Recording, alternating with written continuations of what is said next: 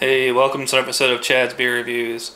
Doing a special episode today. I'm going to be recapping these 4 beers from the Faroe Islands. They were sent to me from user Ziggy Maiden, so thanks for the beer. After my last beer glass collection video, I showed off these 3 glasses I got when I was in Iceland, and I said, if anyone from Iceland has these beers, please send them to me. Well, the Faroe Islands is near Iceland. It's between Scotland and Iceland, and that's where Ziggy's from. So he said, I can send you a Viking and 3 other ones. So let me just switch to close-up mode here, and I'll show you these beers close up. Alright, here's my glass. Ghoul, or Goot as it's pronounced, I guess is actually gold, because it says Okara gold. The problem is all the other writing on these cans and bottles, it's all in, I don't know what language this is, I think it's Danish. And I think you can tell there it says alcohol by volume 5.8%. And here's the Viking beer again, but it's all written in Danish or Scandinavian or whatever. So I can't exactly translate the descriptions on here. But I'll try to look them up on Beer Advocate. He actually sent me an email with the links on Beer Advocate. So let's say we start with this one. And I guess I'll probably just do one a night for the next 4 nights and edit this all into one video. Okay, first beer, it's the Faroya Dior Pilsner. Nice, well, not so much nice as typical Pilsner appearance. And I actually found a website for this brewery. Alright, I'm halfway through this beer. I already know what I'm going to say. I mean, there's just not much to say. It's slightly skunky like Heineken.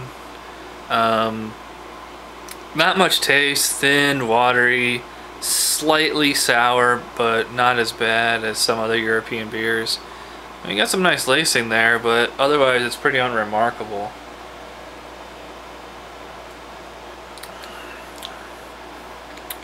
There's a slightly sweet taste in the finish and a slight in the aftertaste, but otherwise not much to say. I mean, it's just typical European Pilsner, so I'd probably give this like a 4. So we'll try another beer tomorrow.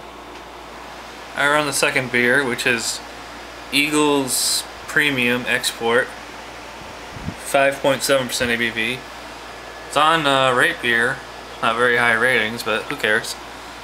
I don't think that this is the same as this, but I just felt like using this glass. And this beer is from Iceland, which is where I got this glass from. Pretty typical lager appearance, you know. Amber color, not very bubbly. Got a nice thick head on there. Smells like a generic European pale lager. It's even a little skunky, so we'll come back with my final thoughts on this beer. Alright, just finishing up with the Eigels, and I don't know. Not much to say about this beer. It's almost exactly the same as last night's beer. I am getting some impressive lacing on here. That's really cool. I think this is made with hop extract, though. It's kind of getting like that egg white yolk thing in the head. But overall, pretty watery, bland. Highly drinkable though. I mean, it's really soft in the mouth. It's not carbonated at all. You can just slug this right down. Fairly refreshing. There's a bit of a sour tang in the aftertaste. Even though it came in a can, I do detect some skunkiness in the nose and in the palate.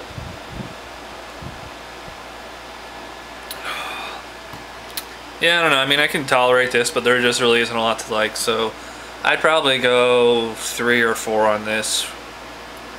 So we'll move on to the next beer tomorrow. Okay, it's night number 3. I'm on the 3rd beer, the Okara, or Okara, which I didn't realize this until I saw this. See how it says gold there?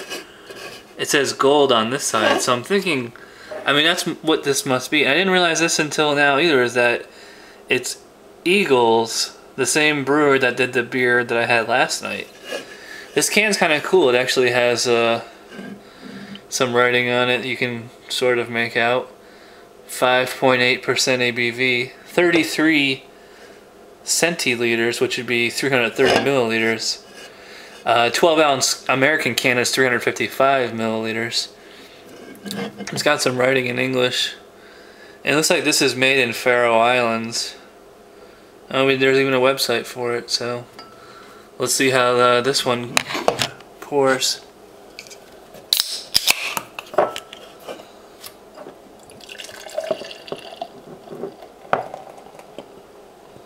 Looks pretty much the same as the other two.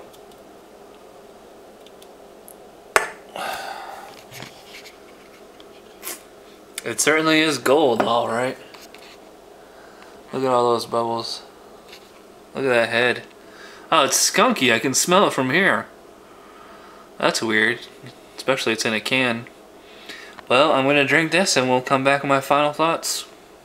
Alright, finishing up with the Okara Ghoul, or Goot, or Gold as it's pronounced in English. Got some nice lacing on the glass there, but that's about the only nice thing I can say about it. I mean, this is... If you put a blindfold on me and have me drink the last 3 beers, I couldn't tell which one was which. Although I think this one's a little bit more sour and dry than the other 2 beers. Yeah, I mean, it kind of drinks like a Heineken, but it's not as crisp, you know, kind of flat.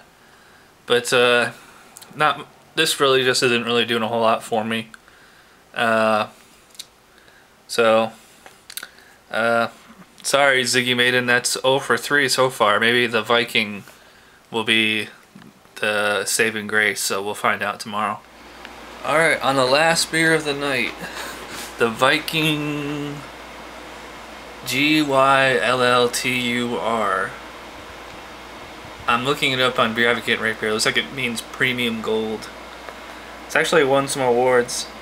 And I like how on the can up here it has it in Cerveza, beer. I don't know what that means. Dior. And I don't know if you can tell, this can is, I think it's 300 milliliters instead of 330.